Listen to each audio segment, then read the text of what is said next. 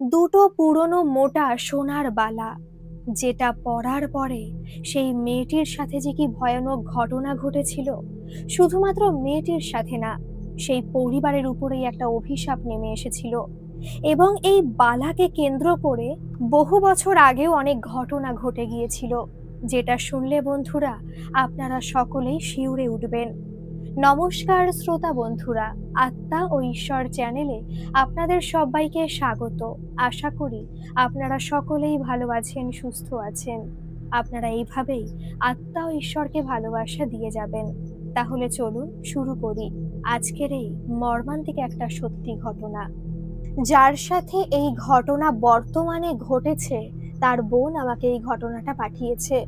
তার দিদির ডাকনাম মান্তু, তাই আমি মান্তুদি বলেই ডাকছি। মান্তুদি হলো মুখার্জি বাড়ির বউ।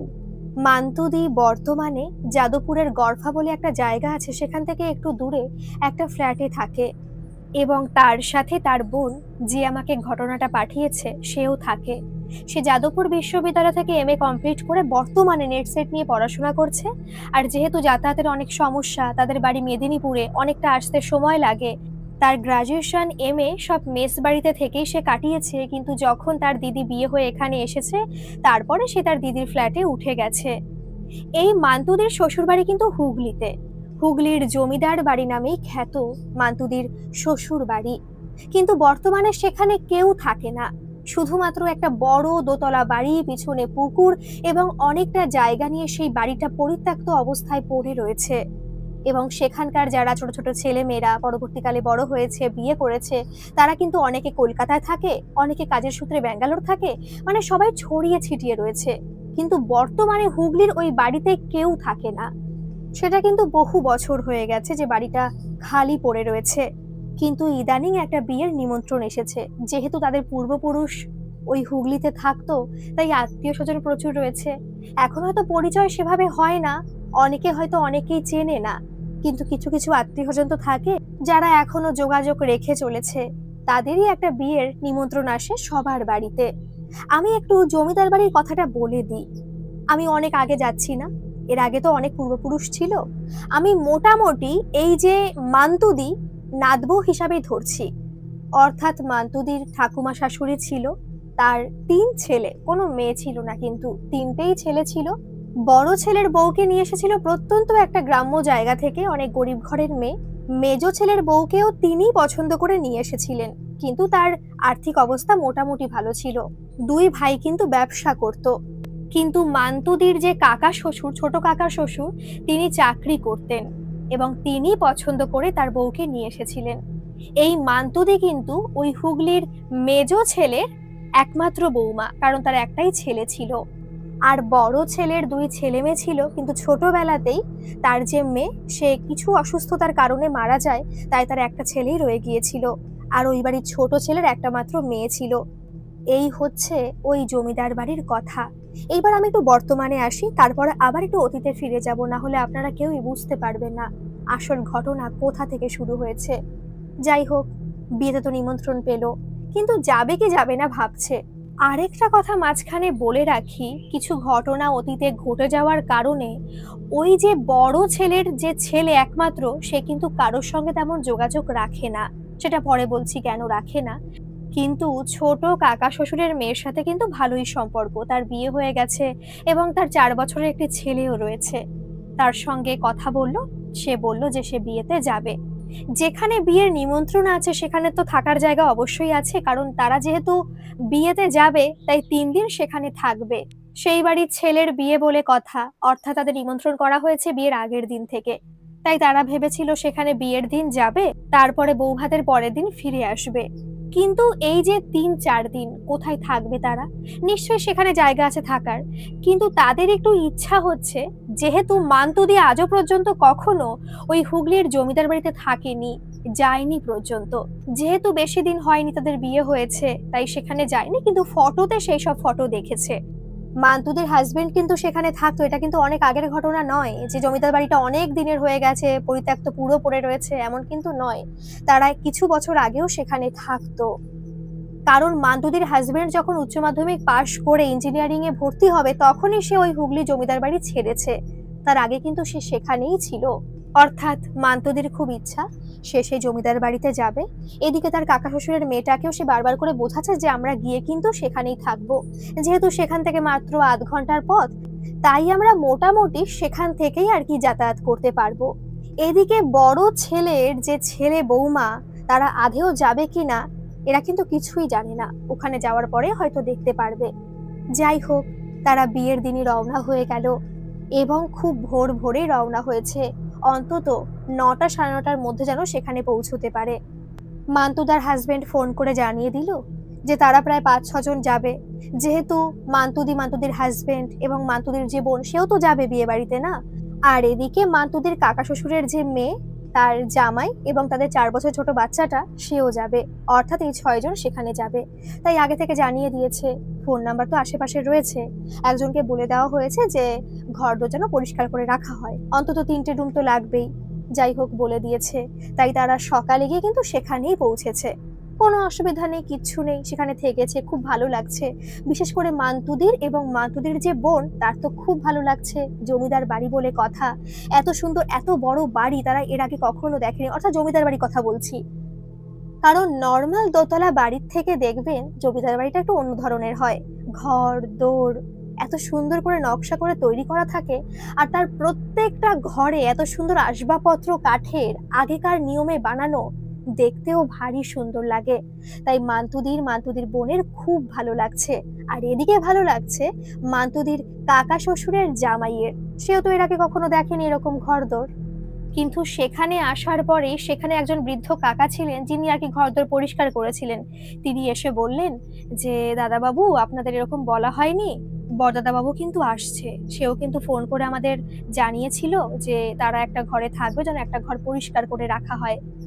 এটা শুনে কিন্তু ওদেরও খুব ভালো লাগছে, কারণ ওদের মধ্যে কিন্তু আজও পর্যন্ত কোনো ঝগড়া ঝামেলা কিছুই হয়নি, কিন্তু এমন একটা বিশ্রী কাণ্ড ঘটে গিয়েছিল আগে, যার কারণে কথা বলা প্রায় বন্ধই হয়ে গিয়েছিল। তাই ওদের ভালো লাগছে যে যদি ও আসে, হয়তো এই সূত্রেই সম্পর্কটা আবার তৈরি হবে। যেহেতু সে বিয়ে করেছে, তার প্রায় ৭ বছরের একটা মেয়ে আছে, তার সাথে তো কোনোদিনও কথা হয়নি, তাই তাদেরও একটা আগ্রহ থেকে গেছে যে কখন আসবে, কখন দেখা হবে। কিন্তু প্রায় ১২টা বেজে যায়, বড়দা, বড় বৌদি এবং তার মেয়ে সেখানে এসে উপস্থিত হয় না। তারা ভেবেছে হয়তো একটু দেরিতে আসবে, কিন্তু এখন তো তাদের ওই বিয়ে বাড়ি যেতেই হবে, কারণ গায়ে হলুদের পর্ব রয়েছে, শুরু হয়ে গেছে প্রায়। তাই তারা নিজেরা তৈরি হয়ে সেখানে চলে গেছে। দুপুরে তারা ওখানে খাওয়া দাওয়া করবে, সবাই তো খুব খুশি। তখন বাজে ২:৩০, তখন তারা খেতে বসেছিল দুপুরের খাবার আর কি। দেখলো যে তাদের বড়দাদা এবং বড় বৌদি তার ৭ বছরের মেয়েকে নিয়ে সেখানে ঢুকছে, কিন্তু তাদের মধ্যে কোনো কথাবার্তা হয়নি। হয়তো দেখেছে, না দেখার ভান করে অন্যদিকে চলে গেছে। ওরা মজা করে আবার ৩:৩০-র দিকে বাড়ি চলে গেছে, যেহেতু বরযাত্রী যেতে হবে আর তৈরি হতে হবে, আর ওদের জামা কাপড় সব ওই বাড়িতে রাখা, তাই তারা কিন্তু সবাই আবার ওই বাড়ি চলে গেছে।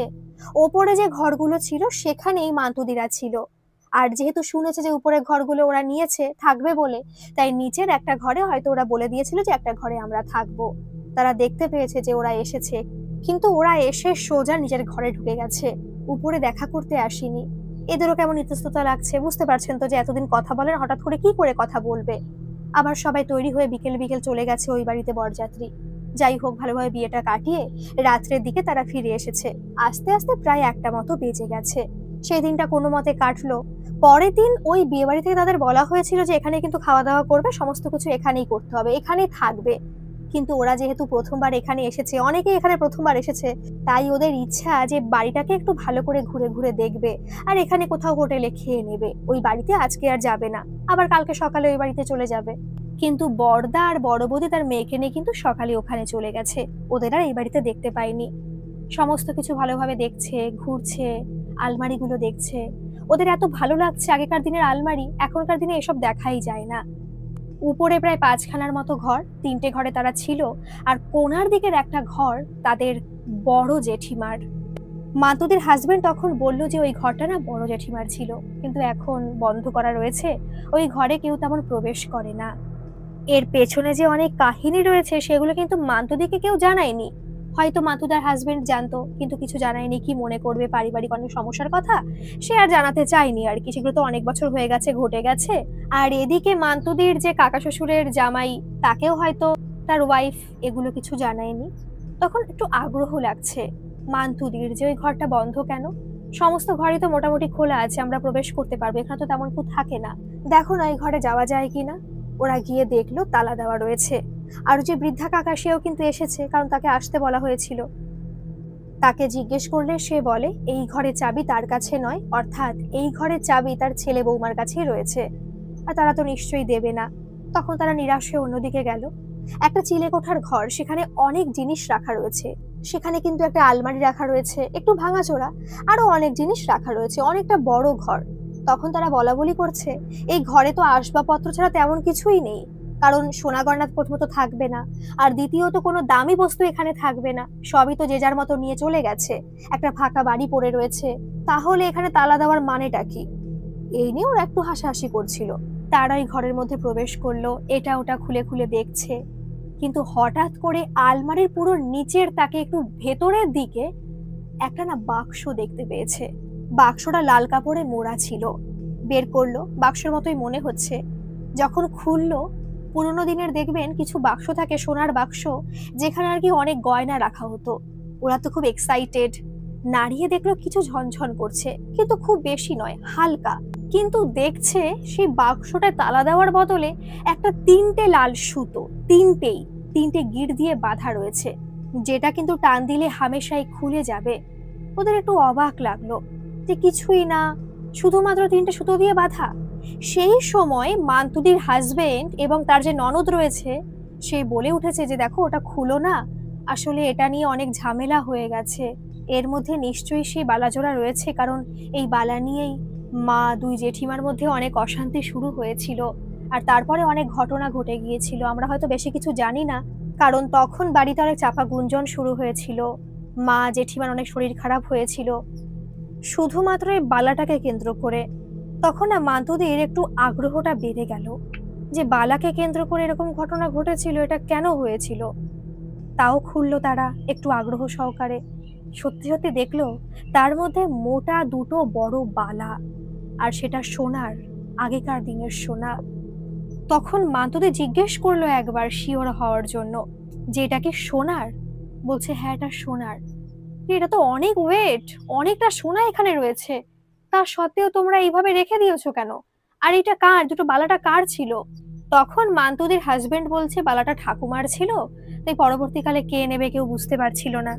তখন মান্তুদি বলছে এমা তাহলে তো এটা বলতে হবে সবাইকে, ওই বড়দা যদি আসে তাহলে আমিই কথা বলবো বড় বৌদির সাথে, যে এরকম বালা রয়েছে, কেউ নিয়ে নিলেও তো পারে, এরকম সোনা এখানে ফেলানো থাকবে, আর সোনার যা দাম বর্তমানে, এই একটা বালা বানাতে গেলে প্রায় 3-3.5 লাখ টাকা লেগে যাবে, বুঝতে পারছো। মান্তুদির হাজবেন্ড, মান্তুদির যে ননদ, সে বারবার করে বলছে দেখো আমাদের এই সোনার প্রতি কোনো আগ্রহ নেই, রেখে দাও বালাটা যেমন আছে, কিন্তু মান্তুদি না শুনতে নারাজ। দুপুরবেলা তখন 3টে বাজে, সেই সময় ওই বাড়ির বড় ছেলে তার বউকে নিয়ে চলে এসেছে, তাদের মেয়ে ওইখানে থেকে গেছে, অনেক ছোট তার সমবয়সী বন্ধু বান্ধব পেয়ে গেছে, সেখানে সে খেলছে আর কি। আজকেও তারা আসার পরে নিজের রুমে ঢুকেছে, একটু বিশ্রাম নেবে, তারপরে হয়তো আবার সন্ধ্যা দিকে সেখানে যাবে। কিন্তু সেই সময় মান্তুদিনা চলে এসেছিল দুটো বালাকে হাতে করে, কিন্তু তাকে নিচে দেখে বাকি দুজন হতভম্ব হয়ে গিয়েছিল, অর্থাৎ ওই বাড়ির বড় ছেলে এবং তার বউ। তবুও সে মিষ্টি করে কথা বলেছিল যে আসো ভেতরে আসো, বড় বৌদি বলেছিল আর কি। আর তার পেছন পেছন সবাই ঘরে ঢুকলো। কিন্তু মান্তুদিরা ভেবেছিল হয়তো তারা খারাপ ব্যবহার করবে, দুটো কটু কথা বলবে, কিন্তু না, সেরকম কিছু নয়, খুব ভালো মিষ্টি ব্যবহারই করলো। সত্যি বুঝতে পারেনি যে এত সুন্দর সম্পর্কটা আবার তৈরি হয়ে যাবে। একে অপরের সাথে কথা বলছে, কে কি করছে এখন বর্তমানে, সমস্ত কথাবার্তাই হচ্ছে ওই নিচের ঘরে বসে আর কি, বর্দার ঘরে বসে। খুব ভালো লাগছে সবার। সেই সময় মান্তুদি তার ব্যাগটা সাথে করে নিয়ে এসেছিল, ব্যাগের থেকে দুটো বালাজোড়া বের করলো আর সমস্ত ঘটনা খুলে বলল যে এরকম বালাটা পেয়েছি, এই ব্যাপার। কিন্তু বালাটা দেখে না ওই বর্দার মুখটা অতিরিক্ত গম্ভীর হয়ে গেল, মনে হলো সে প্রচুর পরিমাণে রেগে গেছে বালাটাকে দেখার পরে। আর সেটা তো বুঝতে পেরেছে মাতুদির হাজবেন্ড এবং মাতুদির ননদ, হয়তো এটা নিয়ে অনেক ঘটনা ঘটে গেছে। তখন বর্দা জিজ্ঞেস করছে এই বালা তোমরা কোথায় পেলে। মাতুদি তো গড়গড় করে সমস্ত ঘটনা খুলে বলছে যে ওপরের ঘরে আমরা এরকম দেখছিলাম কি কি আছে, সেটা দেখতে গিয়ে বালাটাকে খুঁজে পেলাম। তখন ওই বাড়ি বড়দা বলে ফেললো যে কেন খুলতে গেলে ওই বাক্সটা, যখন দেখলে কিছু দিয়ে বাঁধা ছিল। ছিল তো কিছু দিয়ে বাঁধা। বলছে হ্যাঁ, লাল সুতো দিয়ে বাঁধা ছিল। বলছে তাহলে ওই বালা কেন খুলতে গেলে? কিছুই বুঝতে পারছে না মান্তুদি। ওদিকে বর্দার যে বউ, সেও কিছু বুঝতে পারছে না। সেও বলছে হ্যাঁ, বালাটা তো সত্যিই সুন্দর, তাহলে আমরা কেন বালাটাকে এইভাবে ফেলে রেখেছি? কিন্তু এই বাড়ির বউ বলতে তো আমি আর মান্তুই রয়েছি, আর ওই বোনটা রয়েছে। তখনই সঙ্গে সঙ্গে মাতুদি ননদ বলে ফেললো যে আমার বালার দরকার নেই, আমার ওর প্রতি কোনো লোভ নেই, যদি তোমরা নাও তো নিতে পারো, কিন্তু এই নিয়ে অনেক ঘটনা ঘটে গেছে। তারপরে অনেক লাল সুতো দিয়ে বাঁধাও হয়েছিল, কিন্তু কি ব্যাপার হয়েছে আমি জানি না, হয়তো বর্দা জানলে জানতে পারে। তখন বর্দা বলছে অনেক ঘটনা ঘটে গেছে, কিন্তু এই ঘটনা নিয়ে আমি আর কোনো কথা বলতে চাই না, কারণ শুধুমাত্র এই ঘটনার জন্যই কিন্তু আমি কারোর সাথে সম্পর্ক রাখতে রাজি ছিলাম না, আর রাখিও নি। সে কিন্তু হয়তো অনেক কিছুই জানতো, কিন্তু সে ঘটনাটাকে না চেপে গেছে তখন। এদিকে বর্দার স্ত্রী বলছে তাহলে একটা কাজ করতে পারি, দুটো বালা যেহেতু, একটা বালা আমি রাখি, একটা বালা মান্তু তুমি রাখো। কিন্তু সেই সময় বর্দা ভীষণ পরিমাণে চেঁচিয়ে উঠেছে ওই বড় বৌদির উপরে। বলছে তোমার এত লোভ, এরকম কথা বলে ফেলেছে। বলছে তোমার এত লোভ, তোমাকে তো কত সোনা গয়না দেওয়া হয়েছে, তারপরেও তোমার এই বালার প্রতি লোভ? লাগবে না ওই বালা, যদি ও নিতে চায় নিতে পারে, কিন্তু আমার মনে হয় বালাটা না নিয়ে রেখে দেওয়াই ভালো। মাতুদি বলছে কি সমস্যা, একটা বালাই তো, আর এই বাড়ির বউয়ের মধ্যে আমি রয়েছি আর বর্দি রয়েছে, তাহলে নি না, একজন আমি একটা নিই, আরেকজন আরেকটা নেবে। বর্দার বউ কিন্তু রাজি ছিল বালাটা নেওয়ার জন্য, কারণ সোনা গয়নার যা দাম রয়েছে, একটা বালারও দাম প্রচুর, আর পছন্দ হয়েছে বালাটা, আগেকার দিনের বালা তো। কিন্তু বর্দা তাকে বালাটা কোনোভাবেই নিতে দেয়নি। যাই হোক, সেই সময় বর্দা বলল ঠিক আছে, আমি আর কোনো কিছু বলতে চাইছি না, যখন তোরা আমার ঘরে এলি, কথাবার্তা বললি, তাহলে আমি সমস্ত কিছুই ভুলে যেতে চাই, কারণ অনেক বছর তো হয়ে গেছে, আর যা ঘটনা ঘটে গেছে সেখানে তোদের কোনো দোষ ছিল না, তাই আমি সেই সব কথার মনে করতেও চাই না। সেই দিন তারা একসঙ্গে কিন্তু রাত্রেবেলায় খাওয়া দাওয়া করতে ওই বাড়িতে গিয়েছিল, একসঙ্গে গল্প করতে করতে, আর যেটা সবাই দেখে খুব খুশি হয়েছিল, কারণ তারা কিন্তু জানে যে এই বাড়িতে কি ঘটনা ঘটেছে, আর যে বড় ভাই সে কারোর সাথে কথা বলে না সেই ঘটনার জন্য। কিন্তু হঠাৎ করে তারা একসঙ্গে আসছে গল্প করতে করতে, সেটা দেখে না সবার খুব ভালো লাগছে। রাত্রে খাওয়া দাওয়া করলো, ওদের বাড়ির কিছু কাজে হাতও লাগালো, পরের দিন তো বউ ভাত, অনেক কাজ রয়েছে। তারপরে তারা 10টার দিকে বাড়ি ফিরে আসলো। যে ঘরে মান্তুদি শুয়েছিল তার হাজবেন্ডকে নিয়ে, সেই ঘরটাই কিন্তু একটা আলমারির মধ্যে বালাটাকে রাখা হয়েছে। আলমারির মধ্যে কিছু পুরোনো দিনের কাঁথা, কাঁথা মানে বুঝতে পারছেন তো, আগেকার দিনে ঠাকুমার অনেক কাঁথা বুনতো না, তো সেই কাঁথাগুলো ভাঁজ ভাঁজ করে সেখানে রয়েছে। তার মাঝখানে ওই দুটো বালাকে বের করেই ওখানে রেখে দিয়েছে। রাত্রেবেলা ঘুমিয়েছে, কিন্তু রাত্রেবেলায় মাঝ রাত্রে ঘুম ভেঙে গেছে মান্তুদির। হঠাৎ করে সে আলমারির দিকে তাকালো, আলমারিটা না ওই একটু কাঠের রঙের, আর কাঁচ দেওয়া রয়েছে, আলমারির ভিতরে যদি কিছু থাকে হালকা পাতলা সেগুলো দেখা যাবে। কিন্তু সেদিকে তাকানোর পরে দেখলো মান্তুদি যে একটা ভীষণ পরিমাণে আলো সেখান থেকে বেরিয়ে আসছে। মান্তুদি ভালো করে চোখটাকে মুছে আবার দেখলো, সত্যি তো আলো দেখা যাচ্ছে, আর মনে হচ্ছে বালাটা তার মধ্যে না ঘুরছে। মাতুদি ভাবছে এটাকে স্বপ্ন না অন্য কিছু। আবার মনে হচ্ছে দুটো বালা সেখান থেকে ছুটে বেরিয়ে এসে তার হাতে যেভাবে একটা লকআপের সৃষ্টি করে সেরকম করে হাতটাকে বেঁধে দিয়েছে। কোনো একটা দড়ি সেখানে রয়েছে দুটো বালাকে কেন্দ্র করে, আর সঙ্গে সঙ্গে সে ঘুম থেকে উঠে পড়েছে। অর্থাৎ মান্তুদি স্বপ্ন দেখছিল, তবু না তার ভয় ভয় করছে। এদিকে তার স্বামীও উঠে গেছে, কারণ চিৎকার করেই তো উঠেছে। বলছে কি হয়েছে তোমার? বলছে আমি না এরকম বালাকে নিয়ে স্বপ্ন দেখেছি, আর দেখছি আলমারি থেকে এরকম আলো জ্বলে উঠলো, আর এই ব্যাপার হয়েছে। বলছে তুমি কিন্তু অতিরিক্ত বালাটাকে নিয়ে দেখছো, আর তুমি তো এরকম মেয়ে নাও, তাহলে তুমি কেন লোভ দেখাচ্ছ এসব জিনিসের প্রতি? তোমার তো সোনা গয়না প্রচুর আছে, তাহলে কেন তুমি লোভ দেখাচ্ছ? বুঝতে পারছি পুরনো জিনিস তাই ভালো লাগছে, কিন্তু অতি লোভ ভালো নয় মান্তু। তখন মান্তুদি না কেঁদে ফেলেছে আর বলছে আমি লোভ দেখাচ্ছি? এগুলো পুরোনো কালের জিনিস, সেখানে কতটা সোনা রয়েছে, আর প্রত্যেকটা মেয়েরই সোনার প্রতি প্রচুর লোভ থাকে। আমি যদি লোভ দেখাতাম তাহলে হয়তো আমি বড় বৌদিকে বলতামই না এই বালার ব্যাপারে। আমি চাইতাম একটা বালা আমি নি, আর একটা বালা ওই বড় বৌদি নেবে, আর আমি জানতাম যে ননদ, মানে ননদের কথা বলছে, সে কোনো মতেই বালাটা নেবে না। যখন বর্দা বারণ করলো তখন আমি দিদিকে বলেছি দিদি তুমি একটা বালা নাও, আর একটা বালা আমি নি। কিন্তু দাদাই তো রাজি নয়, তাহলে আমি কি করব বলো? তখন মান্তুদির হাজবেন্ড মান্তুদির কাছে ক্ষমা চাইলো যে বড্ড ভুল হয়ে গেছে, আমি বুঝতে পারিনি, ঠিক আছে। যাই হোক, রাতটা কোনো মতে কাটলো। পরের দিন তারা ওখানে আবার গেছিল, খাওয়া দাওয়া করলো। সন্ধে বেলায় তারা একসঙ্গে বসে সাজগোজ করছে, অর্থাৎ ওই বাড়ির যে বড় বউ আর মান্তুদি, মান্তুদির বোন, আর এদিকে হচ্ছে ননদ, এরা চারজনে মিলে একটা ঘরের মধ্যে সাজগোজ করছে। এ ওর মেকআপ নিচ্ছে, এ ওর গয়নাগাটি নিচ্ছে, এভাবে সাজগোজটা হচ্ছে আর কি। আর এ ওকে সাজিয়েও দিচ্ছে। খুব ভালো লাগছে তখনকার মতো ওই পরিবেশটা। কিন্তু সেই সময় ওই মান্তুদি ভাবলো যে আজকে দুটো বালাজোড়া পরলে কেমন হয়। একটা আগ্রহ তো অবশ্যই লাগে, নতুন একটা সোনার গয়না পেয়েছে, সেটা পরতে তো অবশ্যই ভালো লাগবে, আর দেখতেও ভারী সুন্দর লাগছে। তখন না জোর করে ওই বড় বৌদির হাতে একটা বালা পরিয়ে দিয়েছে, আর নিজে একটা বালা পরেছে। এদিকে বড় বৌদি বলছে আমাকে বালাটা পরিও না, তোমার দাদা রাগ করবে। তখন মান্তুদি বলছে না, কিছুই বলবে না, তোমার হাতে তো অনেক গয়নাগাটি পরেছো, দাদা লক্ষ্যই করবে না, আর ছেলেরা এসব কিছু লক্ষ্য করেই না। এদিকে খুব খুশি হয়েছে ওই বড় বৌদি যে সত্যি তো আমাকে দিল গয়নাটা পরতে, খুব ভালো। আর নিজেও এক হাতে গয়নাটা পরলো, ভারী ভালো লাগছে। আর সত্যি বলতে কেউ খেয়ালই করেনি যে দুই বউয়ের হাতে দুটো গয়না রয়েছে। তারা বিয়ে বাড়ি গেল, অর্থাৎ বউ ভাতে গেল। তখন তারা চারজন মেয়ে মিলে, মেয়ে মানে ওই মান্তুদি, মান্তুদির যে যা, ননদ আর মান্তুদির বোন, চারজনে মিলে বিয়ে বাড়ি থেকে ফুচকা খাচ্ছিল। কিন্তু সেই সময় হাতের থেকে একটা ফুচকা পড়ে গেল। পড়ে যাওয়াটা কিন্তু স্বাভাবিক, কোনো ব্যাপার না, পড়ে যেতেই পারে। কিন্তু মনে হলো কেউ জোর করে একটা হাত পুরো ঝাঁকিয়ে দিয়েছে যে হাতে গয়নাটা পড়েছিল। এটা পরে বুঝলো যে এই হাতে গয়না পড়েছি বলে পড়ে গেছে, এটা তো ভাবার বিষয় নয়।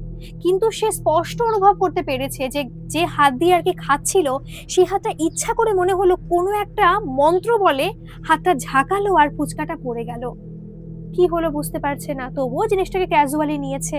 কিন্তু এই বালাটা পরার পর থেকেই একটা জিনিস অনুভব করছে মান্তুদি, তার হাতটা না খুব ব্যথা করছে। ডান হাতে পড়েছিল সেই বালাটি, আর বালা কিন্তু কোনো শক্ত বালা নয়, আরামসে ঢুকে গিয়েছিল বালাটি তার হাতে। বলতে গেলে তার হাত আন্দাজে বালাটা অনেকটা বড়ই ছিল, হ্যাঁ পড়ে যাবে না হয়তো, কিন্তু যেরকম বালার দরকার সাইজের সেরকম কিন্তু ছিল না। তাই হাতে ব্যথা হওয়ার কোনো প্রশ্ন আসে না। আর তেমন ভারী কিছুও যে খুব পড়েছে যার কারণে হাত ব্যথা করবে তেমনও নয়। কিন্তু বালাটা পরার পর থেকে না তার হাতটা কেমন ব্যথা ব্যথা করছে। মনে হচ্ছে ওই হাতের থেকে যেরকম নার্ভের অনেক সমস্যা হয় না, যে আমাদের অনেক সময় হাতে ব্যথা করে, হাতটা ব্যথা হতে হতে উপর দিকে গিয়ে মাথায় যন্ত্রণা করে, এরকম কিন্তু হয় অনেকেরই। ওই সেম জিনিসটা তার সাথে হচ্ছে। হাতের থেকে ব্যথাটা উঠছে, আস্তে আস্তে তার মাথায় গিয়ে ব্যথাটা যাচ্ছে, আর কেমন যেন মাথাটা ঝিমঝিম করে যাচ্ছে, মনে হচ্ছে সে অজ্ঞান হয়ে পড়ে যাবে। তার কিচ্ছু ভালো লাগছে না, তার মাথাটা ভার ভার করে যাচ্ছে। তার কিন্তু শরীর কোনো মতেই অসুস্থ নয়, তবুও সে এরকম অনুভব করছে। খাওয়া দাওয়া করতে বসলো সবাই একসাথে, কিন্তু খেতে বসে সে খেতে পারছে না, তার হাতটা কাঁপছে। কোনো খাবার যখন মুখে দিতে যাচ্ছে তখনই হাতটা এরকম কেঁপে কেঁপে যাচ্ছে, অর্ধেক খাবার পড়ে যাচ্ছে আর অর্ধেক খাবার তার মুখের ভেতরে যাচ্ছে আর কি। এটা দেখে তো সবাই অবাক, জিজ্ঞেস করছে মাতুদির হাজবেন্ড আরো অনেকে যে কি হচ্ছে, তোমার কি শরীর অসুস্থ? বলছে কি জানি, আমার তো আর কোনো সমস্যা হচ্ছে না অন্য কোনো হাতে, কিন্তু এই হাতে খেতে গেলে কেমন একটা লাগছে যেন। বরদা হয়তো তখন অনেক কিছুই বুঝতে পারছিল, কি জানি, সে না কিছুই বলেনি, পরে বলছি আর কি। সে সত্যিকারের অনেক কিছু চেপে গেছিল, হয়তো সেটা উচিত ছিল না। যদি সে এদের ভালোই চাইতো তাহলে বলতে তো পারতো যে এরকম অনেক সমস্যা আছে, তাহলে হয়তো সমস্ত কথা জেনে মাধুদি বালাটাকে কোনো মতেই পড়তো না বা নিজের কাছে রাখতো না। কিন্তু একটা আশ্চর্যের বিষয়, বা হাতে কিন্তু বালাটা পড়েছে ওই বাড়ির বড় বউ, তার তো কোনো সমস্যা হচ্ছে না। সে তো দিব্যি ঘুরে বেড়াচ্ছে, আনন্দ করছে, খাওয়া দাওয়া করছে, সবার সাথে কথা বলছে, তার কিন্তু বিন্দু মাত্র কোনো সমস্যা হচ্ছে না। অতএব সেই অনুষ্ঠানে বসে একটা খাবার ঠিক মতো খেতে পারলো না, শরীরটা খুবই অসুস্থ লাগছে। একটা হাত মনে হচ্ছে অকেজো হয়ে যাচ্ছে, ডান হাতটা, সে কোনো মতে কাজ করতে পারছে না। বাড়িতে গেছে, অর্থাৎ জমিদার বাড়িতে আর কি পৌঁছেছে। তারপরে সমস্ত গয়না খুললো, কিন্তু গয়না খোলার পর মনে হচ্ছে তার হাতটা না অনেকটা রিলিফ ফিল করছে। বলছে এখন ঠিক আছো? বলছে হ্যাঁ আমি তো এখন ঠিক আছি। তখন বলছে যে তুমি তো অনেক ভারী ভারী গয়না পরেছিলে, হয়তো সেই কারণে হাতে ব্যথা করছে, সচরাচর তো এরকম ভারী গয়না কখনো পরো না, হতেও তো পারে এই কারণে, তাই ওইসব নিয়ে চিন্তা করো না। আর যদি আরো কোনো সমস্যা হয় তো গিয়ে তোমাকে ডাক্তার দেখানো যাবে, তুমি একদম চিন্তা করো না। তাড়াতাড়ি তারা শুয়ে পড়লো। সকালবেলা ঘুম থেকে উঠে দেখলো যে তার হাতে শাঁখাপলা তো পড়ে রয়েছে, আর কিছু কিন্তু পড়া ছিল না, সমস্ত কিছু খুলে ফেলেছিল। কিন্তু সে দেখলো তার ডান হাতে সেই বালাটা রয়েছে। প্রচন্ড পরিমাণে চমকে গেছে মান্তুদি, কারণ তার স্পষ্ট মনে আছে সেই বালাটা সে খুলে রেখেছে। তার স্বামী তাকে দেখে বলছে, তোমার বালাটা এত পছন্দ, তুমি বালাটা আবার পরে শুয়েছো? তুমি তো আমার সামনে সমস্ত গয়নাগাটি খুলে ফেলে, তুমি কখন আবার পড়লে আর কি গয়নাটা? তুমি তো গয়নাগাটি খুললে, নিজে ফ্রেশ হয়ে আবার আমার সামনে ঘুমিয়ে পড়লে, তুমি রাত্রে উঠে পড়েছো গয়নাটা, তোমার এত ভালো লেগেছে? একটা কথাও বলতে পারছে না মান্তুদি। সে কি করে বোঝাবে সে গয়না পরেনি? কি করে পড়লো সে গয়না? তার তো কিছুই মনে পড়ছে না। সে তো জানে সে ফ্রেশ হয়ে আগেই ঘুমিয়েছে, তারপরে তার স্বামী ফোনে ঘুটঘাট করছিল, তারপরে সে ঘুমিয়ে পড়েছে। তাহলে সে কখন উঠে বেলাটা পড়লো? অতিরিক্ত অবাক হয়ে গেছে সে। এদিকে সকাল থেকে নিচতলার থেকে চেঁচামেচি শুরু হয়ে গেছে। কিসের আওয়াজ হচ্ছে কিছু বুঝতে পারছে না। সবাই রাত্রে যা পোশাক পরা ছিল সেটা পরে নিচে নেমে গেছে, গিয়ে শুনছে যে কি হয়েছে। তখন বরদা তার স্ত্রীর প্রতি চেঁচামেচি করছে। কি নিয়ে? যে সে কেন বালাটা পরেছে। আসলে আগের দিন তো ফিরতে ফিরতে রাত হয়ে গিয়েছিল, তাই বালাটা ফেরত দিতে মনে নেই, আর ভুলেও গেছে বালাটা দিতে হবে। যখন গয়নাগাটি খুলছে সে, তখন দেখে ফেলেছিল যে ওই গয়নাটা সে হাতে পড়েছে। অনেক রাত হয়ে গিয়েছিল, রাত্রেবেলা চেঁচামেচি করবে না বলে সে শুয়ে পড়েছিল অনেক রাগ দেখিয়ে। কিন্তু সকাল হতেই সে রাগ দেখানো শুরু করে দিয়েছে, চেঁচামেচি করছে এই কারণে। আর বারবার করে একটা কথাই জিজ্ঞেস করছে যে গয়না পরে তোমার কোনো অসুবিধা হচ্ছে না তো? কিছুই হয়নি তো? বলছে না, আমার তো কিছুই হয়নি, কিচ্ছু না। কেন বলো তো, এইসব কথা জিজ্ঞেস করছো কেন? কিন্তু তখন মান্তু এগিয়ে এসে, অর্থাৎ মান্তুদি এগিয়ে এসে বলছে যে দাদা, আমার কিন্তু অসুবিধা হয়েছে। আপনি তো দেখলেন যে খেতে বসে আমার এরকম অসুবিধা হচ্ছিল, খেতে হাতে যন্ত্রণা করছিল, আমার কিন্তু অনেক সমস্যা হয়েছে দাদা। কিন্তু তার কথা সে গ্রাহ্য করছে না, সে শুনতেই চায় না তার কথা। তার স্ত্রীকে সে বারবার করে বলছে, তার স্ত্রীকে নিয়ে সে কনসার্ন। সে বলছে যে তুমি ঠিক আছো তো, সত্যি করে বলো, কোনো সমস্যা হয়নি তো? বলছে না, আমার তো কোনো সমস্যাই হয়নি, বরঞ্চ আমার আরো রিলিফ ফিল লাগছে। আর সত্যি বলতে জানো তো, আমি তোমার শাশুড়িকে কোনোদিনও দেখিনি, কিন্তু আমার শাশুড়ি হিসাবে একটা অবয়ব আমার স্বপ্নে এসেছিল, আর কি মিচকি মিচকি হাসছে আমাকে দেখে। অবাক হয়ে গেছে ওই বাড়ির বড় ছেলে কথাটা শুনে। তার মাকে তো কখনো সে দেখেনি, কারণ যখন তার বয়স ছিল 22 বছর, তখন তার মা মারা গেছে আত্মহত্যা করে। তখন সে তো বিয়েও করেনি, অর্থাৎ তার মাকে দেখেনি। হয়তো ফটোতে দেখেছে, কিন্তু ফটোতে দেখে কি তাকে কল্পনা করে সে নিতে পারবে? কোনো মতেই তো নয়। স্বপ্ন এরকম দেখলো, আর বলছে মিচকি হাসছে। তাহলে কি মা তার প্রতি অসন্তুষ্ট নয়? তাহলে সে তার বৌমা বলেই কি? এই সব তার মনের কথাগুলো কিন্তু সে পরের দিন সকালে সবাইকে জানিয়েছে, কারণ তার আগের দিনই রাত্রে অনেক ঘটনা ঘটে গিয়েছিল। সে অনুশোচনায় পর্যন্ত ভুগছে, যদি সে বলে দিত তাহলে হয়তো এত বড় একটা ঘটনা ঘটে যেত না। সেদিন তো ওদের চলে যাওয়ার কথা ছিল, কিন্তু তারা সেদিন যায়নি। তারা সেদিন সেই বাড়িতে পিকনিক করবে। যেহেতু এত এত বছর পরে তারা সবাই একত্রিত হয়েছে, বড়দা তাদের সাথে কথা বলছে, খুব ভালো একটা সম্পর্ক হয়ে গেছে। এখন যদি তারা চলে যায় তাহলে হয়তো আর কথা হবে না, ওই ফোনে হয়তো টুকটাক কথা হতে পারে। তাই আজকে তারা চিন্তা ভাবনা নিয়েছে তারা এখানে থাকবে, এবং এখানেই রান্না বান্না করবে, খাওয়া দাওয়া হবে, একটা পিকনিক মতো হবে। তারপরে তারা কালকে এখান থেকে চলে যাবে।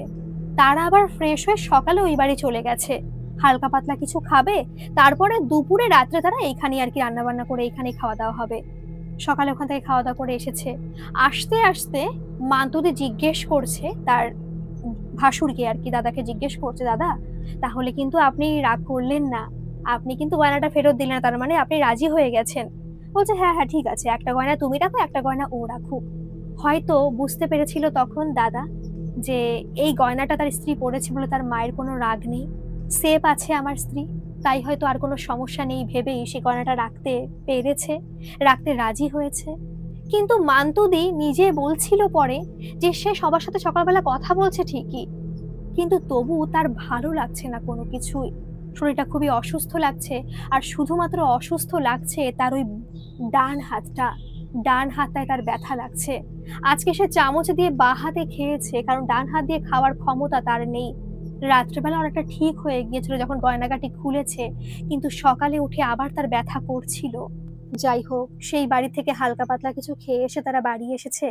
বাড়ি এসে তারা আবার বাজারঘাট করেছে। বৃদ্ধ কাকাকে ডাকা হয়েছে, সে বাড়ি থেকে অনেক কিছু সরঞ্জাম নিয়ে এসেছে রান্না বান্না করার। এখানে রান্না বান্না হবে। বউরা এবং বোনেরা মিলে এখানে রান্না বান্না হবে আর কি। কিন্তু মান্তুদি কোনো কাজ করতে পারছে না, কারণ যত বেলা বাড়ছে তার হাতটা আরো বেশি অকেজো হয়ে যাচ্ছে। তার একদমই ভালো লাগছে না কোনো কিছু। শেষমেশ সে ঘরে গিয়ে শুতে বাধ্য হয়েছে। কিন্তু সেই সময় নিচে বসে মান্তুদির হাজবেন্ডরা আলোচনা করছিল, আর সেখানে কিন্তু মান্তুদির বোনও ছিল। মান্তুদির হাজবেন্ড জিজ্ঞেস করছে, মানে বলছে আর কি, তার বোনকে বলছে, কাকা শ্বশুরের যে কাকার যে আর কি মেয়ে, তাকে বলছে যে ওর হাতে ব্যথা করছে, এরকম তো আমার মায়ের আর কাকিমার হয়েছিল হাতে ব্যথা, তোর মনে আছে বোন ওই গয়নাটা পরার পরে? তাহলে কি এমন হলো, আমরা তো কিছুই বুঝতে পারছি না। তাহলে কি বালাটা পরার পরেই ওর হাতে এরকম ব্যথা করছে? এটা তো সেই বহু বছর আগের ঘটনার মতো হচ্ছে। যদি এটা হয় তাহলে তো মা কাকিমার মতো অবস্থা হবে। দুপুরের দিকে রান্না হতে হতে লেট হয়ে গেছে, 3:30 বেজে গেছে রান্না হতে হতে। সেই সময় উপর থেকে ডাকা হয়েছে মান্তুদিকে। মান্তুদিকে খাইয়ে দিল মান্তুদির বোন, তারপরে আবার কি শুয়ে পড়েছে সে। যদি সে জানতো যে আজকেও ব্যথাটা এরকম বাড়বে তাহলে তো সকালবেলায় সে চলে যেত। খুব আফসোস করছে, গেলে হয়তো ডাক্তার দেখাতে পারতো।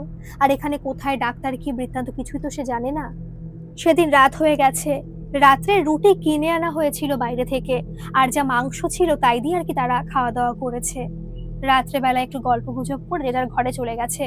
রাত্রের দিকে ব্যথাটা আবার একটু কমেছে, তার ব্যথা করছে কিন্তু আগের থেকে একটু কম। শুয়ে পড়েছে যে যার মতো। কিন্তু রাত্রে বেলায় একটা গোঙানির আওয়াজ পেয়ে ঘুম থেকে উঠে গিয়েছিল মান্তুদির হাজবেন্ড। আলোটা জ্বালিয়ে দেখলো যে ডান হাত দিয়ে মান্তুদির নিজের গলাকে নিজেই চেপে ধরেছে, আর তার চোখ মোটা মোটা হয়ে যাচ্ছে। মনে হচ্ছে সেই হাতটা মান্তুদির নয়, অন্য কারোর, যে ইচ্ছে করে তাকে মেরে ফেলার চেষ্টা করছে। এত ছাড়ানোর চেষ্টা করছে মান্তুদির হাজবেন্ড, কিন্তু কোনো মতে হাতটাকে ছাড়াতে পারছে না। তার চিৎকার শুনে সবাই সেখানে চলে এসেছে। সবাই আসার পরে হাতটা আপনা আপনি ছেড়ে দিয়েছে, কিন্তু ততক্ষণে মান্তুদির অবস্থা কাহিল, খুবই অসুস্থ হয়ে পড়েছে সে, না বাঁচার মতো অবস্থা। তখনই অ্যাম্বুলেন্স ডাকা হলো আর তাকে একটা হসপিটালে নিয়ে যাওয়া হলো নিকটবর্তী। সেখানে যাওয়ার পরে অনেক চিকিৎসা করার পরে সে অনেকটা সুস্থ হয়ে ওঠে। কিন্তু সকালবেলা উঠে দেখা গেল যে তার গলে একটা দাগ পড়ে গেছে। সবাই তো খুব ভয় পেয়ে গেছে, আর সেই বাড়ির বড়দা বেশি করে ভয় পেয়েছে, তার মুখটা পুরো গম্ভীর হয়ে গেছে। অনেকটা সুস্থ হওয়ার পরে তাকে ওই বাড়িতে আনা হলো। মান্তুদিকে জিজ্ঞেস করলেও কোনো কিছু তার বলার ছিল না, কারণ তার গলা থেকে কোনো কথাই বেরোচ্ছে না। যা বলছে সব ফ্যাঁসফেঁসে আওয়াজ, সেগুলো কারোর বোধগম্য হচ্ছে না। কিন্তু সেই সময় একটা কথা বলে বসলো মান্তুদির ভাসুর, যে বড় ভাসুর, সে বলল যে একজনকে ডাকতে হবে, একজনকে ডেকে এই বালাটাকে আবার বন্দি করতে হবে। কিন্তু কিছু বুঝতে পারলো না মান্তুদির হাজবেন্ডও, কারণ তারা তখন ছোট ছিল তো, তেমন একটা বড় ছিল না, তারা এসব ব্যাপারে ঢোকেনি। কিন্তু মান্তুদির যে ভাসুর, সে কিন্তু সবকিছুই জানতো এই বালাটাকে কেন্দ্র করে। মান্তুদির হাজবেন্ড আর মান্তুদির ননদ, তারা শুধু এইটুকুই জানতো যে বালাটাকে কেন্দ্র করে কিছু একটা ঘটেছিল, তাই বালাটাকে এরকম লাল সুতো এমনি বেঁধে দিয়ে আলাদা করে রাখা হয়েছিল, মা কাকিমার পড়তো না। তারপরে মান্তুদির ভাসুর সবার সম্মুখে যে ঘটনাটা বলল সেটা হলো এরকম, এই যে একজোড়া বালা, সেই বালা ছিল মান্তুদির ঠাকুমা শাশুড়ির। কিন্তু ঠাকুমা শাশুড়ি মারা যাওয়ার আগে তার সমস্ত গয়না 3 বৌমার মধ্যে ভাগ করে দিয়েছিল, কিন্তু একটা এক্সট্রা গয়না, যেটা হলো একজোড়া বালা, সেটা দিয়েছিল ওই যে বড়দা তার মাকে, অর্থাৎ বড় বৌমাকে দিয়েছিল। কিন্তু সেই বালার কথা কেউ তেমন জানতো না, শুধুমাত্র বড় বৌমাই জানতো। কারণ ঠাকুমার কথা অনুযায়ী যদি সে বলে দেয় তাহলে হয়তো বাকি 2 বউ রাগারাগি করবে, একটা অশান্তি সৃষ্টি করবে, তাই সে বলতে বারণ করেছিল। এদিকে তার বড় বৌমা বলেছিল যে মা তাহলে সবাইকে সমান সমান করে দাও, বা আমাকে দিতে হবে না, বাকি দুজনকে দাও, এরকম বলেছিল। কিন্তু তিনি তখন বলেছিলেন, দেখো এই গয়নাটা পরম্পরায় চলে আসছে, বাড়ির যে বড় বউ তাকে এই গয়নাটা দেওয়া হয়, আমিও বাড়ির বড় বউ ছিলাম তাই আমাকে দেওয়া হয়েছে, আর আমি তোমাকে দিচ্ছি। কিন্তু এখনকার যুগের মেয়েরা তো এরা এরা এসব বুঝবে না, তাই গয়নাটা তুমি তোমার কাছেই রেখে দাও। তার 2 দিন পরে ঠাকুর শাশুড়ি মারা গিয়েছিল মান্তুর। কিন্তু সেদিন মান্তুদের যে ননদ যে এসেছে এখানে, তার জন্মদিন ছিল। বড় বয়সে জন্মদিন করছে, কারণ প্রত্যেক বছর ধুমধাম করে জন্মদিন করা হয়। তারপরে জন্মদিন ছিল, অনেকদিন কেটে যাওয়ার পরেই আর কি। তো সেই সময় অনেক অনুষ্ঠান করা হয়, অনেক বড় করে করা হয়, অনেক আত্মীয়স্বজন আসে, জমিদার বাড়ির জন্মদিন বলে কথা। সেই দিন ওই বাড়ির বড় বৌমা ওই বালা দুটো পরেছিল। সবার নজরে লেগে গিয়েছিল ওই বালাটির প্রতি। ছোট বৌমা, মেজ বৌমা সবাই দেখছিল আর বলছিল যে বর্দি এই গয়না তো তোমার না, তোমাকে তো কখনো গয়না দেখিনি এরকম পরতে। আর তাছাড়া যা যা গয়না মা দিয়েছে সেগুলো তো আমরা সবাই জানি কাকে কি দিয়েছে। আর তোমার বাপের বাড়ি তো এত বড় লোকও না যে তোমাকে এত ভারী একটা গয়না দেবে, মানে ভারী বালা দেবে আর কি। তখন ওই বাড়ির বড় বৌমার মুখ ফসকে বেরিয়ে গেছে যে আসলে মা এই গয়নাটা আমাকে দিয়ে গেছে, কারণ এই গয়নাটা এই বাড়ির বড় বৌমাই পাওয়ার যোগ্য। আমি না করেছিলাম, কিন্তু তবু আমাকে লুকিয়ে লুকিয়ে দিয়ে গেছে। আর এই শুরু হলো অশান্তি। সবাই ভালো ভালো ঠিক আছে, কিন্তু এই গয়নাগাটির ব্যাপারে, সম্পত্তির ব্যাপারে সবাই যেন কেমন একটা অন্যরকম হয়ে যায়, স্বার্থপর হয়ে যায়। বাকি দুজন জন্মদিন মিটে যাওয়ার পর রাগারাগি শুরু করে দিল যে কোনো মতে মা এরকম কাজ করতে পারে না, তোমাকে গয়না দিয়ে যেতে পারে না, সবাইকে সমান সমান দেবে, তুমি নিশ্চয়ই ভুলিয়ে ভালিয়ে গয়না তুমি নিয়েছো। এরকম ভাবে প্রত্যেকটা দিন অশান্তি ওই বাড়িতে চলতে লাগলো। আর এই অশান্তির কথা কিন্তু সবাই জানতো। ওই বাড়ির যে বড় ছেলে যেখানে এসেছে, মান্তুদির হাজবেন্ড, যেই বালা নিয়েই বাড়িতে অশান্তি শুরু হয়ে গেছে। প্রত্যেকটা দিন অশান্তি। এমনকি একদিন নাকি চোর বলে অপমান করা হয়েছিল ওই বাড়ির বড় বৌমাকে। আর সেই দিনই সে দুটো গয়না ওদেরকে ফেরত দিয়েছিল আর বলেছিল, দুটোই তো বালা, তাহলে একটা বালা তুই নে, আরেকটা বালা আরেকজন নিক, আমার লাগবে না। কিন্তু সেই দিন সন্ধ্যাবেলা গলায় দড়ি দিয়ে আত্মহত্যা করেছিল সেই বাড়ির বড় বৌমা। এটা কেউ ভাবতে পারেনি যে এই গয়নার কারণে, অশান্তির কারণে এরকম আত্মহত্যা করে বসবে এই বাড়ির বড় বৌমা। আর সেদিন থেকে খুব রেগেছিল ওই বড়দা যে শুধুমাত্র একটা বালার কারণে তার মা আত্মহত্যা করেছে, তাই কারোর সঙ্গে তার সম্পর্ক ছিল না। সে তো অনেক বড় ছিল, তার 22 বছর হয়ে গিয়েছিল, তখন সে পড়াশোনাও করছিল, কিন্তু এরকম একটা পরিস্থিতিতে সেও মেনে নিতে পারেনি সমস্ত ঘটনা। তারপরে বাড়িতে শোকের ছায়া নেমে আসলো। এদিকে ওরা আলাদা হয়ে গেল, অর্থাৎ ওই যে বড়দা তার বাবাকে নিয়ে আলাদা হয়ে গেল, তার আলাদা করে খেতে লাগলো সেই দিনে থেকে, যেদিন তার মা আত্মহত্যা করেছিল। তারপর থেকে কেউ কারোর সাথে কথা বলতো না।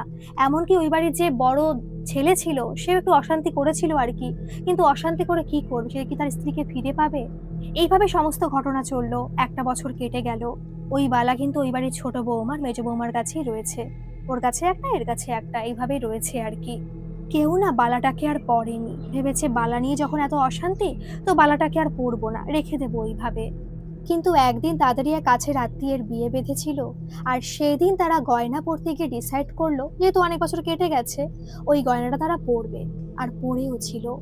আর তারপরেই তাদের সাথে অনেক ঘটনা এরকম ঘটছিল। তাদের হাতে ব্যথা করছিল, রাত্রেবেলায় অনেক আওয়াজ পাচ্ছিল তারা দুজনে, আর কিন্তু কেউ পাচ্ছিল না।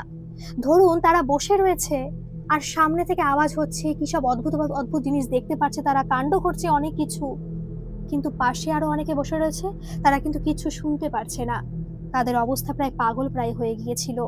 পরবর্তীকালে সেই বাড়িতে তান্ত্রিক এসেছিল, আর সে বলেছিল এই বালাকে কেন্দ্র করেই অনেক ঘটনা ঘটছে, কারণ বালার জন্যই যেহেতু এই বাড়ির বড় বৌমা আত্মহত্যা করেছে, তাই তার একটা কষ্ট ওই বালার মধ্যেই রয়ে গেছে, আর যে কারণে এইসব ঘটছে। এমন একটা পরিস্থিতি শেষমেশ হয়েছিল, দুই বৌমা তাদের ডান হাত আর বাঁ হাত দিয়ে কোনো কাজ করতে পারছিল না, কারণ একজন পড়েছিল ডান হাতে, আরেকজন পড়েছিল বাঁ হাতে, কেউ কোনো কাজ করতে পারছিল না। শেষমেশ ডাক্তার দেখানো হলো। ডাক্তার তো কিছু বলতে পারছে না যে বালার কারণে হয়েছে, ডাক্তার আবার বলছে নাকি ওদের হাতের শিরা শুকিয়ে গেছে, সেই কারণে এইসব ঘটছে। তাই বলে দুই বৌমার একসাথেই যে হাতে তারা বালা পড়েছিল, তারপর তান্ত্রিক আসলো, সেই বালাকে একত্রিত করে ওইভাবে লাল কাপড় দিয়ে মুড়ে, লাল সুতো দিয়ে বেঁধে ওই ঘরের মধ্যে রেখে দেওয়া হয়েছিল।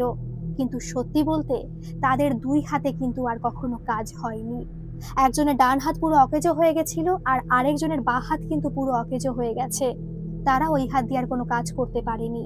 কিন্তু প্রত্যেকটা রাতে ওদের সাথে যে ঘটনাগুলো ঘটছিল, ওরা যা অনুভব করছিল, সেগুলো আর হচ্ছে না। তারপরে অনেক বছর চলে গেছে, কিন্তু আস্তে আস্তে তারা অনেকটা অসুস্থ হয়ে গেল, এবং 2-3 বছরের মধ্যেই তারা মারা গেল। তার মধ্যে আবার স্ত্রীর শোকে বয়সও হয়ে গিয়েছিল, সেই কারণে ওই বাড়ির বড় ছেলেও মারা গিয়েছিল। শুধুমাত্র ছিল হলো এই মান্তুদির শ্বশুর মশাই আর মান্তুদির কাকা শ্বশুর। মান্তুদির যে কাকা শ্বশুর, তার স্ত্রী মারা যাওয়ার পরে তিনি বৃন্দাবনে চলে গিয়েছিলেন চিরদিনের মতো। আর এদিকে মাতুদির যে শ্বশুর, তিনি 3 বছর আগে মারা গেছেন। এই হচ্ছে ওই বাড়ির পরিস্থিতি। এই কথা শুনে তো মান্তুর খুব চিন্তা হচ্ছে, তাহলে যদি তার সাথে এরকম হয়, তার হাতের ব্যথা যদি না কমে, তার শরীর এখন সুস্থ আছে ঠিকই, কিন্তু হাতের ব্যথা তো পুরোপুরি কমে যায়নি, তার হাতে তো ব্যথা করছে সত্যি বলতে। যদি তার শাশুড়ি এবং কাকি শাশুড়ির মতো অবস্থা হয়, তখন তার কি হবে? আর তখন এটাও তারা বলল যে হয়তো তার নিজের বৌমা এই বালাটা পড়েছিল বলে তার সেখানে কোনো ভ্রুক্ষেপ ছিল না, রাগ ছিল না, তাই হয়তো তার সাথে তেমন কিছু হয়নি। অর্থাৎ মান্তুর যে যা, তার সাথে তেমন কিছুই হয়নি। আর মান্তুদের এই শরীর খারাপের কথা শুনে কিন্তু যে বাড়ির বিয়ে ছিল না, তারাও সবাই চলে এসেছিল, সমস্ত ঘটনা শুনলো। আর তারাই সাজেস্ট করলো একটা তান্ত্রিকের, ভালো তান্ত্রিক, অনেক কঠিন কঠিন কাজ নাকি সে করে দেয়, যে কাজগুলো অন্যদের দ্বারা সম্ভব হয় না, সেই কাজ নাকি সে করতে পারে। যাই হোক, সেদিন তাকে আনা হলো, সে সমস্ত ঘটনা খুব ভালোভাবে শুনলো। কিন্তু শোনার পরে সে বলে গেল, দেখুন, আমি আবারই বালাটাকে বন্দি করতে পারবো, সমস্ত কিছুই করে দিতে পারবো, কিন্তু সেখানে আপনাদেরও বসতে হবে। অর্থাৎ বাড়ির সকলে সেখানে বসবেন, তার আত্মার শান্তি কামনা করবেন। আর আপনারা দুজন, বিশেষ করে আপনি, মাতুদিকে বলছি আর কি, আপনি একটু ক্ষমা চাইবেন, মনের থেকে একটু ক্ষমা চাইবেন। আপনি যদি এরকম মনের থেকে ক্ষমা চেয়ে সেই যজ্ঞে আহুতি প্রদান করেন, তাহলে হয়তো আপনার প্রতি যে অভিশাপ সৃষ্টি হয়েছে তার, সেটা চলে যাবে। সেই মতো পরের দিন মঙ্গলবার ছিল, সেদিনই যজ্ঞ করা শুরু হলো। সবাই সে যজ্ঞে বসলো, মন্ত্র উচ্চারণ করলো, সমস্ত কিছুই সেখানে হলো। মান্তুদি এগিয়ে গেল, সেখানে গিয়ে সত্যি অনেক মনের থেকে ক্ষমা চাইলো, আহুতি প্রদান করলো। তারপরে যজ্ঞটা ভালোভাবে সম্পন্ন হলো। কিন্তু যখন সেই বালা দুটোকে একসাথে বেঁধে একটা লাল কাপড়ের মধ্যে পুরবে, কোনো মতেই বালা দুটোকে পুরতে পারছে না, কোনো মতেই সেই বালা দুটো সেই লাল কাপড়ের মধ্যে যাবে না। তান্ত্রিক এতবার করে চেষ্টা করছে, তার মন্ত্র দিয়ে চেষ্টা করছে, কিন্তু কোনো মতেই সে পারছে না। সে না হতভম্ব হয়ে গেছে। আর শেষে সে সবাইকে একটা কথাই বলছে, আমার এত বছরের জীবনে, এত বছরের কর্মজীবনে আমি অনেক কাজ করেছি, কিন্তু এরকম তো আমার সাথে কখনো হয়নি। এটা তো হওয়া উচিত নয়। কারণ যজ্ঞ যদি অসমাপ্ত থেকে যেত, যজ্ঞে যদি কোনো ত্রুটি থাকতো, তাহলে যজ্ঞটা এইভাবে সম্পন্ন হতো না। যজ্ঞটা নিশ্চয়ই খুব ভালোভাবে হয়েছে এবং সে আত্মা মুক্তি পেয়েছে এবং সে খুশি, সে কারণে যজ্ঞটা এত ভালো করে সম্পন্ন হলো। কিন্তু আমি বালা দুটোকে পুড়তে পারছি না কেন? সে কোনো মতেই বালা দুটোকে পুড়তে পারলো না। তখন তিনি বললেন, একটা কাজ করতে পারি? আপনাদের তো নিশ্চয়ই ঠাকুর ঘর এখানে ছিল, এখন পুজো পার্বণ দেওয়া হয় না, সেই ঠাকুর ঘরে আজকে সন্ধ্যেতে আপনারা একটু পুজো দিন, আর সেখানে এই দুটো বালাকে রাখুন। আশা করি কোনো সমস্যা হবে না। তারপরে কালকে আমি আবার আসবো, দেখি কি হয়। আমি আশা করি রাত্রের মধ্যে বুঝতে পারবো যে বালাকে নিয়ে কি করতে হবে আর কেন এরকম হচ্ছে। আমি কালকে আবার এসে আপনাদেরকে বলবো। কিন্তু সত্যি বলতে একটা জিনিস লক্ষ্য করা গেল, এই ব্যস্ততার মধ্যে হয়তো খেয়াল করেনি, কিন্তু সবাই যখন চলে গেল, অনেকে তো এসেছিল, পাড়ার অনেকজন এসেছিল, তারপরে আত্মীয়স্বজন সবাই এসেছিল, ওরা চলে যাওয়ার পরে মান্তুদি খেয়াল করলো তার না হাতের ব্যথা আর করছে না। হাতে যেটুকু একটু একটু ব্যথা ছিল সেটা পুরো ভ্যানিশ। আগে যেমন তার হাত ছিল সেরকম হয়ে গেছে। সে সবাইকে ডেকে ডেকে আনন্দ সহকারে বলছে, দেখো আমার হাত পুরো ঠিক হয়ে গেছে, আমার আর কোনো সমস্যা হচ্ছে না। রাত্রেবেলায় অনেক গল্প গুজব হলো, অনেক কান্নাকাটিও হলো আগেকার দিনের কথা স্মরণ করে। কিন্তু রাত্রে যখন তারা ঘুমাতে গেল, সেদিন রাত্রে স্বপ্ন দেখলো ওই বাড়ির বড় বউ আর মান্তুদি। তাদের স্বপ্নে ওই বাড়ির বড় বৌমা এসেছে আর এসে বলছে যে বালা দুটো তোমাদেরকে দিয়ে গেলাম, তুমি একটা নেবে, আরেকজন একটা দেবে। তোমরা যদি বালা পড়ো তাহলে আমার আত্মা মুক্তি পাবে, আমার আর কোনো কষ্ট হবে না। কিন্তু সকালবেলা উঠে যখন সবাইকে ঘটনাটা বলতে যায়, তখন দেখে দুজনই সেম কথা বলছে, দুজনই সেম স্বপ্ন দেখেছে। পরের দিন আবার একটু পরে তান্ত্রিক চলে এসেছিল, একজনকে সাথে করে আবার নিয়ে এসেছে। হয়তো তার কোনো গুরু হবে, অনেক কিছু সে বুঝতে পেরেছে, হয়তো আরো কিছু করতে চাইছিল। কিন্তু তিনি আসার পরে ওই বাড়ির যে বড় বউ আর মান্তুদি দুজনে মিলেই কিন্তু ঘটনাগুলো বললো, এরকম স্বপ্ন তারা দেখেছে। তখন তিনি বললেন, আচ্ছা এই ব্যাপার, এই কারণে আমি গয়না আটকাতে পারছিলাম না, কারণ গয়না পুরো মুক্ত হয়ে গেছে, সে আর আটকে থাকতে চায় না।